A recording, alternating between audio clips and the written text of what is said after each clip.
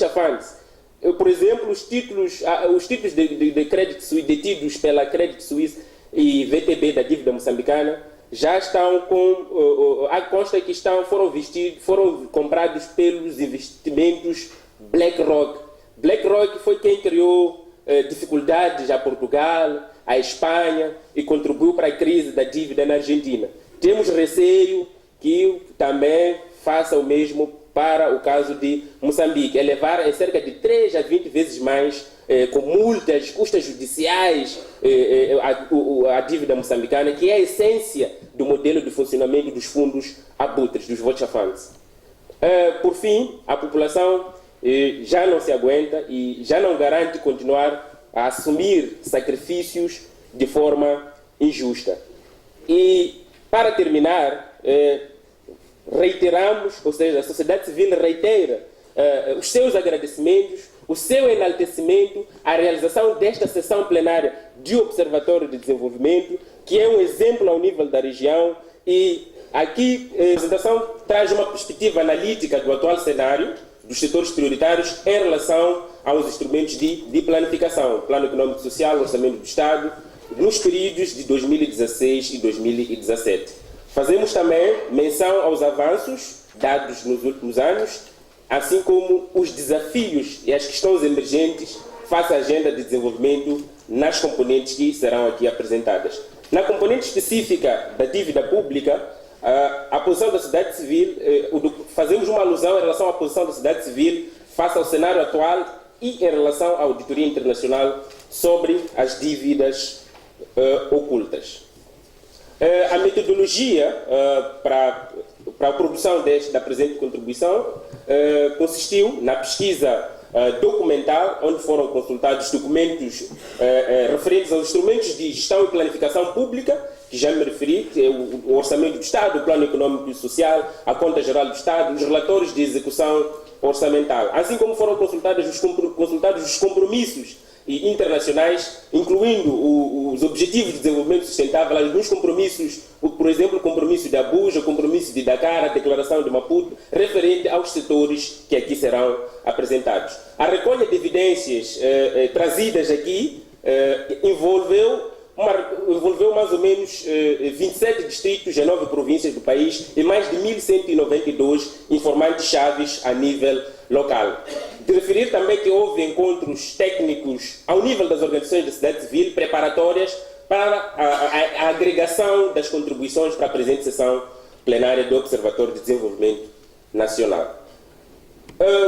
Indo diretamente para as constatações tidas nos setores, para o setor de saúde, há que destacar aqui algumas melhorias em relação, por exemplo, à distribuição de medicamentos, que introduziu-se uma estampagem de um selo de uso exclusivo do Sistema Nacional de Saúde, que, de facto, poderá mitigar o desvio de medicamentos do Sistema Nacional de Saúde para o mercado paralelo, que é um cenário que temos estado a observar ao nível das comunidades, ao nível dos distritos, onde monitoramos os setores. Vimos também que foi estendida a iniciativa Enfermaria ou Maternidade Modelo ao nível dos distritos.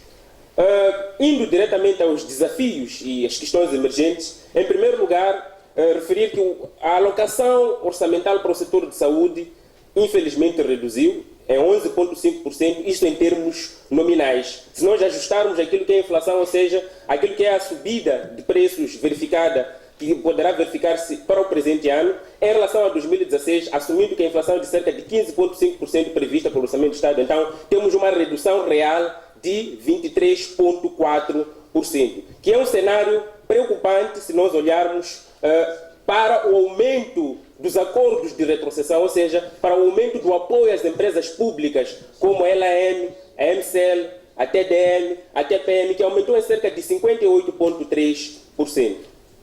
Se nós formos para a questão dos compromissos, pelo menos para o caso do setor de saúde, vimos que a redução do orçamento para o presente ano, 2017, compromete ainda mais o cumprimento do compromisso de Abuja de alocar-se cerca de 15% do orçamento para o setor de saúde. Conforme podem ver no gráfico, reduzimos de 11,7% de 2016 para 10,1%, afastando-nos ainda mais do cumprimento dos 15% do Compromisso de Abuja assinado pelo Estado moçambicano.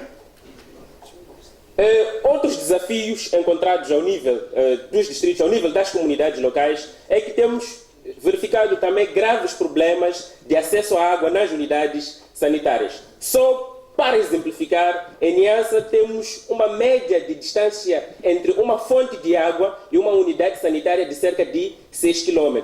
Mais grave ainda, podemos ver o caso do Centro de Saúde de Ngó, no distrito de Lago, isso na província de Niassa, em que a fonte de água mais próxima situa-se a 12 quilômetros desse centro de saúde. E não só abastece o centro de saúde, como abastece ainda mais 5.925 pessoas, e que, se formos a ver este número, é 20 vezes mais do que 300 pessoas, que é o recomendável para a cobertura de uma fonte de água ao nível, na política do setor de abastecimento de água.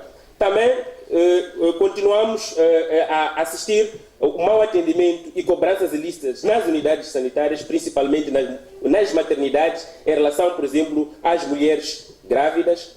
E, em termos específicos, o mau atendimento, trazemos aqui uma amostra de alguns distritos onde esta situação foi bastante levantada. A percentagem nos gráficos mostra mais ou menos a proporção, ou seja, a magnitude de insatisfação manifesta pela comunidade ou pelos distritos abrangidos pela recolha de dados. Ou seja, se nós formos, por exemplo, para o distrito do Umimo, estaremos a dizer que 64% dos informantes-chave envolvidos no processo de recolha de dados consideram a questão do mau atendimento, a qualidade do atendimento do setor de saúde como sendo um aspecto crítico. E assim por diante. As outras percentagens são referentes aos outros distritos. E aqui só trouxemos uma amostra de 10 distritos. E também temos outros desafios, por exemplo, os referentes ao uso de telemóveis pelos funcionários de saúde no horário de atendimento, no horário de expediente, assim como o caso do aumento de cataratas em idosos sem devido acompanhamento para o seu tratamento. Em termos agregados, podemos aqui ver mais ou menos quais são alguns aspectos que foram levantados pela comunidade ou pelo cidadão, e vermos em termos de ordem quais os que constituem os mais críticos, e a percentagem mostra-nos mais ou menos a proporção da população que considera determinados aspectos críticos. E podemos ver isso também em termos específicos ou localizados para cada distrito, quais são os aspectos. Por exemplo, o aspecto de longas filas de espera que está a linha verde. Se nós formos para o gráfico seguinte, podemos ver onde e quais são os distritos onde esta preocupação ou esta questão foi levantada com maior vigor. Como recomendações, recomenda-se, de facto, que haja integração de forma consistente dos comitês de cogestão e humanização na gestão diária das unidades sanitárias, aumentar-se o número de agentes polivalentes, assim como melhorar ou incrementar os seus incentivos para o melhor desempenho. Temos também promover campanhas de criar brigadas móveis para o atendimento de casos de cataratas em idosos e reforçar, providenciar água em todas as instalações de saúde para evitar aqueles casos do Centro de Saúde de Ngó, no distrito de Lago, província do Niassa. Quanto ao abastecimento de água, o cenário, as estatísticas mostram que ainda temos um longo caminho por percorrer, porque temos apenas 51% da população que dispõe de serviços de abastecimento de água segura, água potável e segura. E para a questão de saneamento apenas temos 21% da população.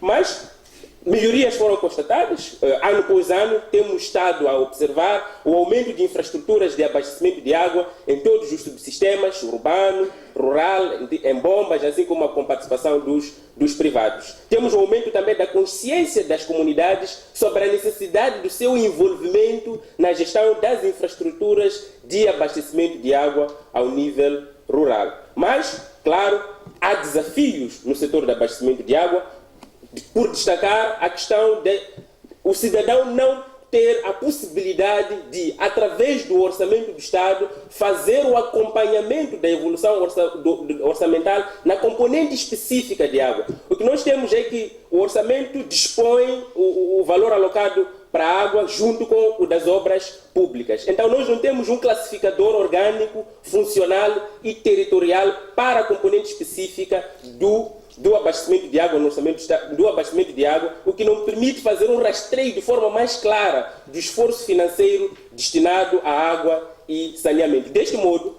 podemos ver que o aumento do orçamento para o setor, para a componente de águas e obras públicas de 2016 para 2017, não fica claro se este aumento de facto beneficiará a componente de abastecimento de água, a componente de água e saneamento. Porque se nós voltarmos para o passado, o orçamento do Estado de 2015, por exemplo, previu o aumento da componente de águas e obras públicas em cerca de 181,7%. Entretanto, grande parte do valor ia somente para as obras públicas. E não só, quando visitamos a Conta Geral do Estado, que já separa água das obras públicas, verificamos que a execução, no final, o orçamento destinado ao setor de água tinha reduzido em 0,75% e a componente das obras públicas tinha aumentado em 39,74%.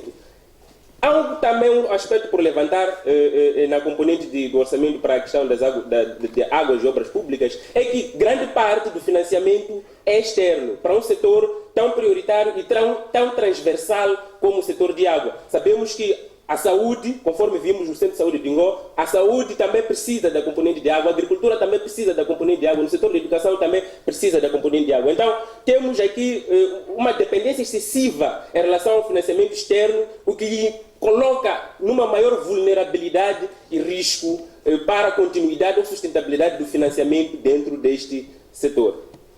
E, por fim, alguns desafios levantados pelas comunidades. Temos que muitas bombas ao nível das zonas rurais estão avariadas e outras não foram concluídas e não há uma abordagem clara de reparação, e as estatísticas distritais, muitas das vezes, quando confrontadas com a cobertura real de abastecimento de água, temos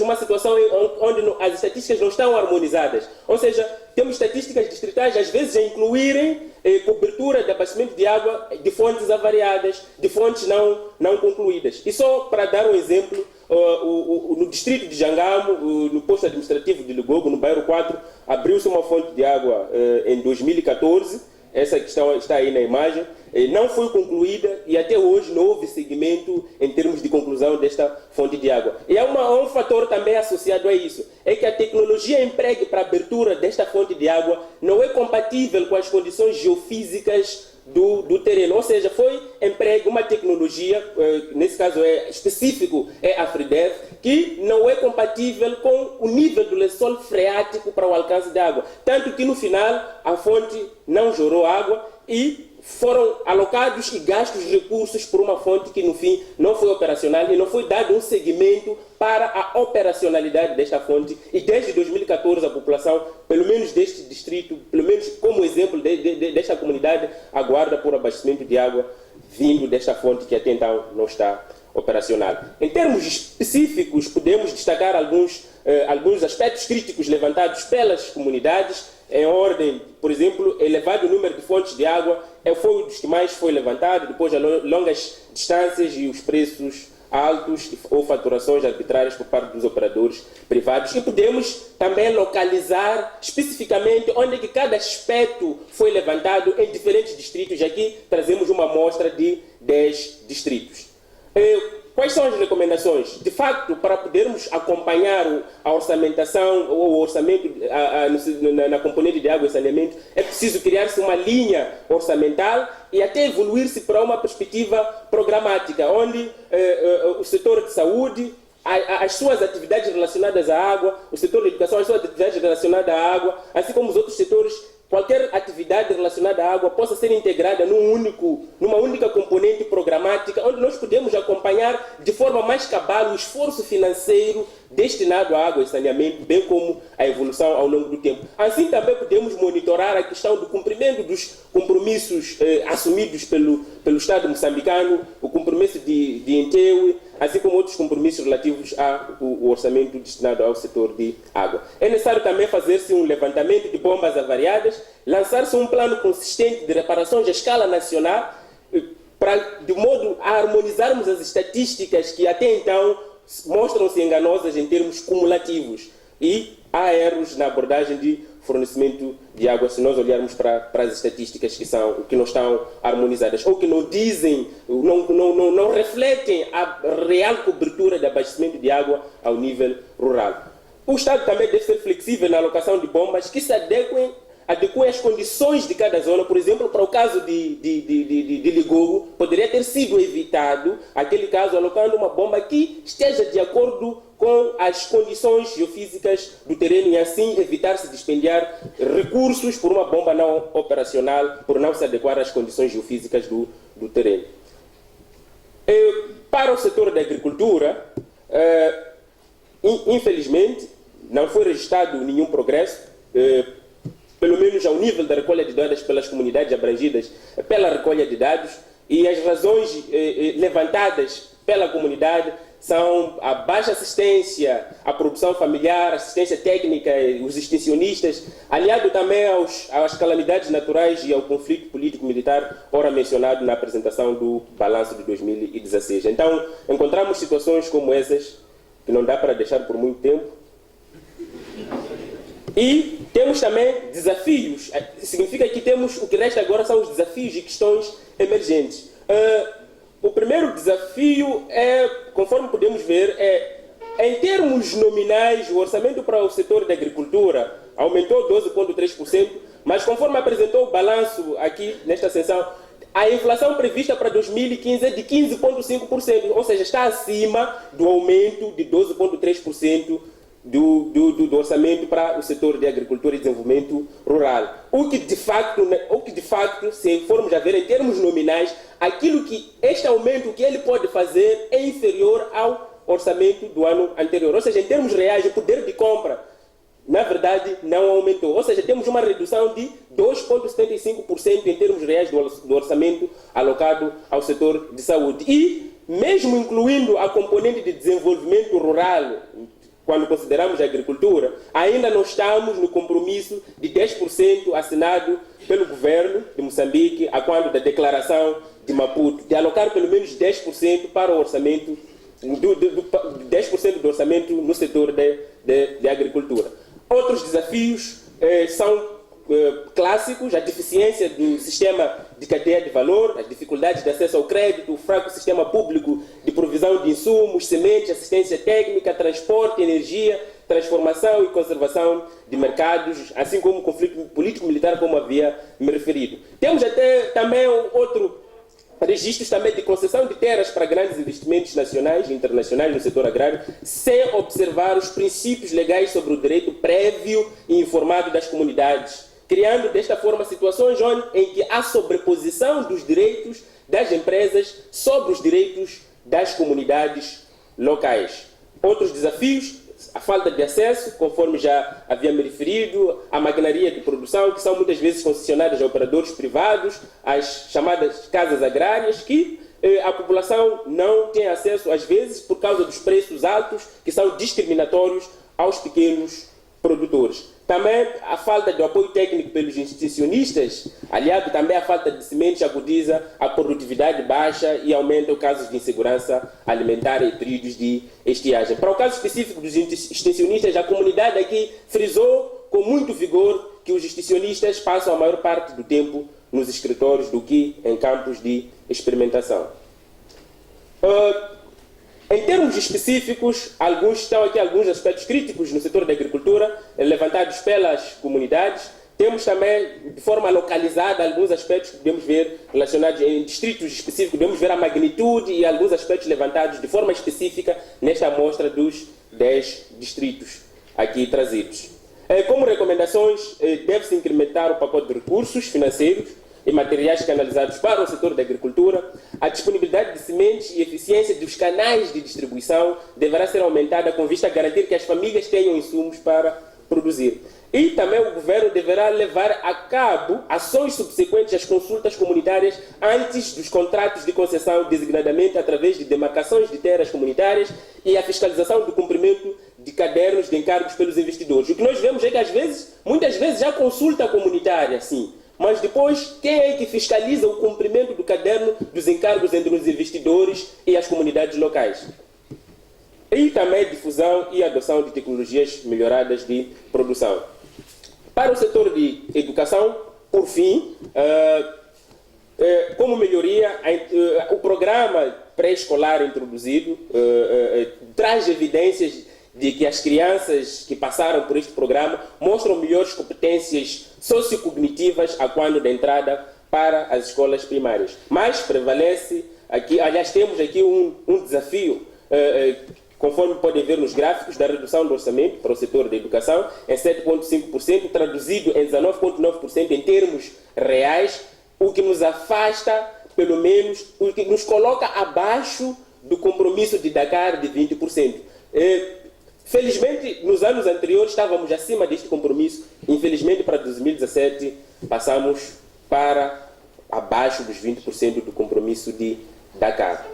Alguns desafios aqui levantados: o declínio em relação à aquisição de competências básicas de leitura na língua portuguesa, o assédio e o abuso sexual nas escolas, em especial das raparigas, continuam e não há evidências de se aplicar sanções punitivas aos professores ou funcionários que cometem esses atos. Aqui, em particular, a comunidade põe em causa a questão, põe em causa as sanções, algumas sanções que são dadas a quando da ocorrência de atos de abuso sexual, que é transferir o infrator de uma escola para outra. A comunidade não acredita que essa seja uma medida corretiva suficiente para eliminar casos de assédio e abuso sexual, ou para diminuir casos de assédio e abuso sexual nas escolas.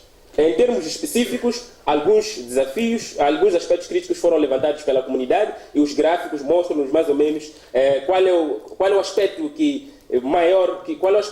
mereceu maior destaque por parte das comunidades, e também podemos ver no documento já de posição quais são os distritos e quais aspectos vincaram mais em diferentes distritos.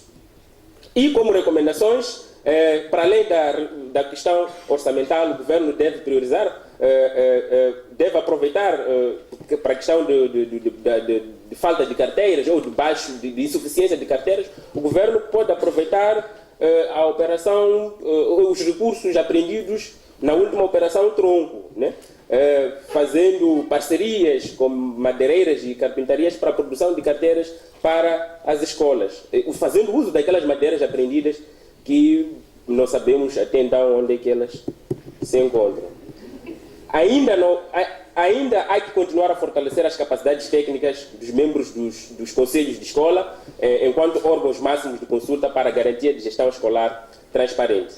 Finalmente, para a componente da dívida e auditoria internacional, aqui a sociedade civil apenas quer usar desta oportunidade para reiterar de forma mais conclusiva que não reconhece as dívidas ocultas e não aceita que os recursos públicos sejam usados para o pagamento das mesmas em detrimento do financiamento das prioridades de desenvolvimento. Conforme vimos, 3 setores prioritários tiveram o seu orçamento reduzido, pelo menos para o ano de 2017. Então, o cidadão, mais uma vez, fundamenta a sua posição pelo fato de estas dívidas não terem observado a legislação nacional, que já é sabido, não ter havido envolvimento e autorização das instituições do Estado, como é o caso da Assembleia da República. Os recursos mobilizados foram afetos em prioridades não reconhecidas pelo cidadão e foram inscritas recentemente nos instrumentos de gestão financeira na Conta Geral do Estado,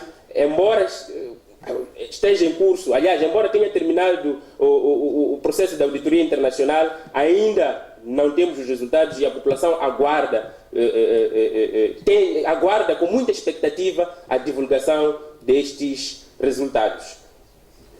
Fundamenta também a sua posição pelo fato de haver responsabilidades internas dessas dívidas, mais ou menos alguns aspectos relacionados com essas dívidas que nós podemos aqui mencionar, que revelam alguma corrupção associada. É o fato de, por exemplo, a Ematum, na estimativa original, esta empresa iria precisar de 300 milhões de dólares, mas com a descoberta da facilidade de financiamento externo fácil, o valor subiu para 850 milhões de dólares, sem explicação plausível.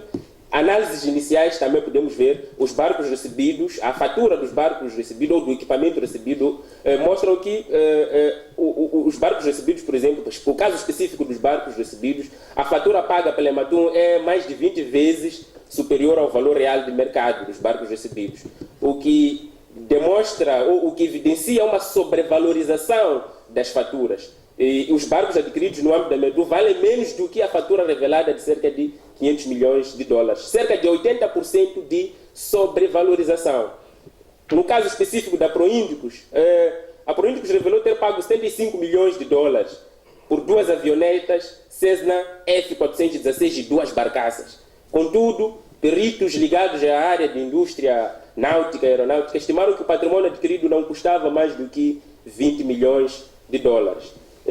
A Proíndicos também, o empréstimo total foi de cerca de 622 milhões de dólares. No entanto, o investimento revelado por esta empresa foi de 366 milhões de dólares, não havendo explicação dos outros 256 milhões de dólares, cerca de 41% do empréstimo da Proíndicos continua por se descortinar.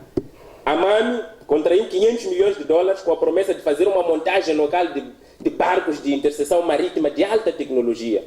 Até hoje, apesar das avultadas somas de dinheiro, não há sinal de qualquer tipo de produção feita a nível local. Há que destacar que o sistema de transferência desses fundos envolveu contas em paraísos fiscais, em offshores. Também há discrepância na especificação do equipamento adquirido,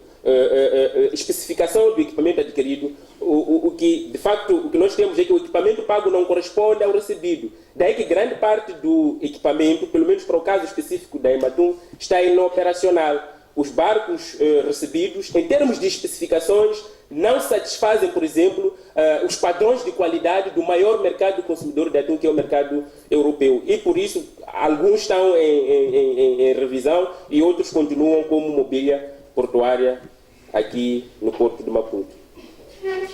Responsabilidades externas. Há que destacar que também há responsabilidades externas em relação a este caso de dívida pública, em relação a este caso das dívidas ocultas. O que acontece é que o estudo de viabilidade, os due diligence, produzidos pelas instituições credoras aos seus financiadores, foi deliberadamente viciado, nomeadamente ao que diz respeito à legalidade interna, quando, por exemplo, dizia que havia autorização das instituições do Estado competentes para o negócio e que os representantes nacionais no processo de contração das dívidas tinham poderes para o efeito, quando na verdade, conforme vimos, não tinham. Assim como o veículo das dívidas, informações viciadas sobre os planos de negócios, por exemplo, previa-se que o atum, consta que o preço do atum no due diligence era de 13 kg por dólar, quando na verdade o preço final, ou quando na verdade sabia-se que o atum moçambicano não passaria dos 3 dólares. Aliás, o atum de Seychelles, que é um dos de maior qualidade,